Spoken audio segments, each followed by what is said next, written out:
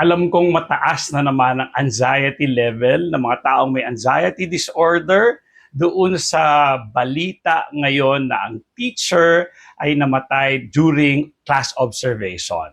Okay, so nandito ko para bigyan ng kaliwanagan yon on the anxiety disorder side, no? Okay, so my name is Jeremy. I'm not a doctor, I'm not a health professional, I am not a psychologist, but I am a graduate of BS Psychology. I'm not just practicing.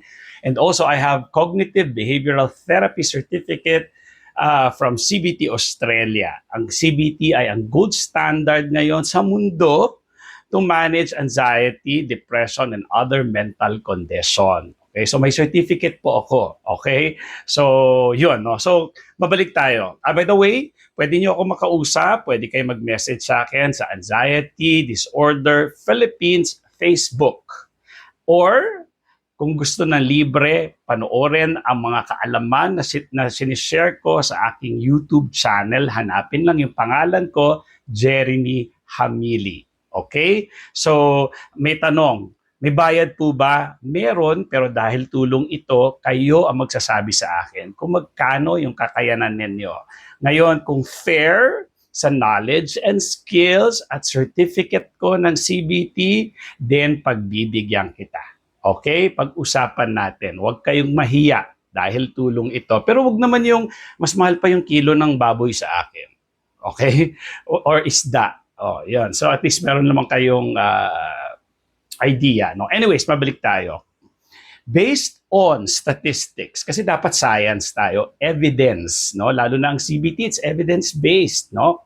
So, dapat po ay ang kaalaman natin ay galing sa credible sources. Okay, so according to statistics, no, on mental health, wala pong namamatay sa extreme anxiety, sa sobrang nervyos. Kasi kung may namamatay sa ganon, edi sana wala ng mga skydiving, wala ng mga bungee jumping, wala na yung mga roller coaster, wala na yung mga horror house sa mga perya. Kasi yung mga tao doon ninenervyos, may mga hinihimatay, may mga nagkakandasuka, edi sana lahat yon namatay na dahil sa extreme takot. So yun nangyari sa kanya, hindi buo yung storya.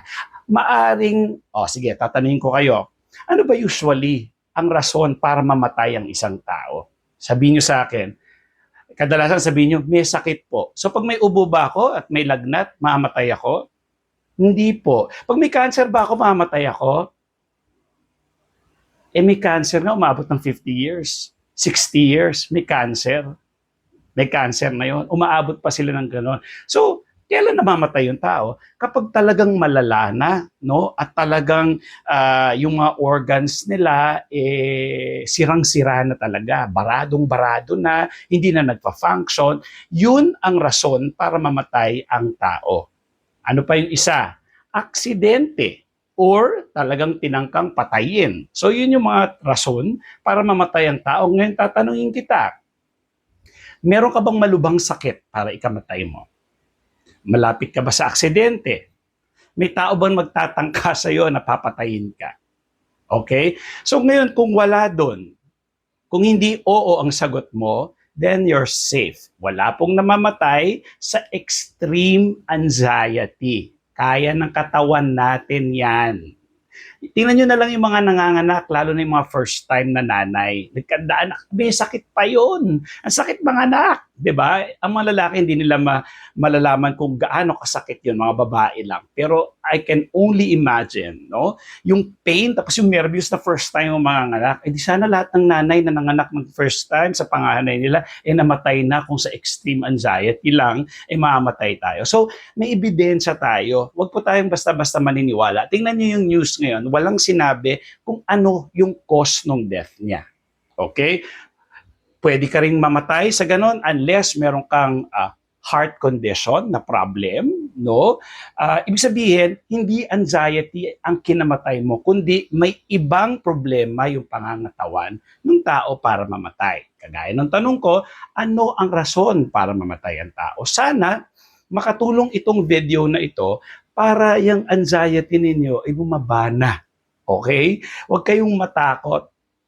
Lalo na kung kayo naman ay healthy at sinabi ng doktor, wala kang sakit. You are perfectly healthy. Kaya naman importante, kung nagpapacheck up tayo sa doktor, kasi nabibigyan tayo ng assurance na wala kang sakit, anxiety lang yan. Kaya importante na diagnose tayo ng doktor. Okay po? So dapat nagpapacheck up tayo sa doktor. Pag sinabi niyo ng doktor na wala kang sakit, eh di wala kang sakit, paniwalaan na natin siya. Kasi nag-aral sila ng lagpas 10 taon para lang pag-aralan yung mga katawan natin at kung ano-anong sakit, no? At ano-anong gamot, ano yung kakulangan ng mga chemical or mga imbalances sa katawan natin. Hindi natin inaral yon, sila lang. Kaya pag sinabi nila, paniwalaan natin. At walang doktor, no, na magpapahamak sa kanilang pasyente. Kasi karamihan sa inyo takot din sa mga gamot.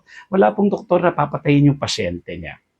Okay, so yung mga pinagpapaniwalaan ninyo sa isang nabasa lang o nakita, huwag agad pong paniniwalaan. Ano po, yung gamot na yan, hindi maganda. Okay? Ngayon, hintayin natin kung ano talaga yung cause ng death ng teacher na yon. Kung hindi man lumabas, I am assuring you, no, kahit hanapin ninyo yung statistics kung may namamatay ba sa extreme anxiety, meron. Kung may iba pang kondisyon sa katawan na talagang pwede kang mamatay, may problema sa puso at ano pa, no, at kung ano pa na dapat may sakit na malala na pwedeng mag-cause ng death niya. Naintindihan? Okay, so pwede akong kausapin. Again, may bayad, pero kayo po magsasabi sa akin kung magkano para matulungan ko kayo para hindi na kayo magtiis dyan sa inyong anxiety or even depression.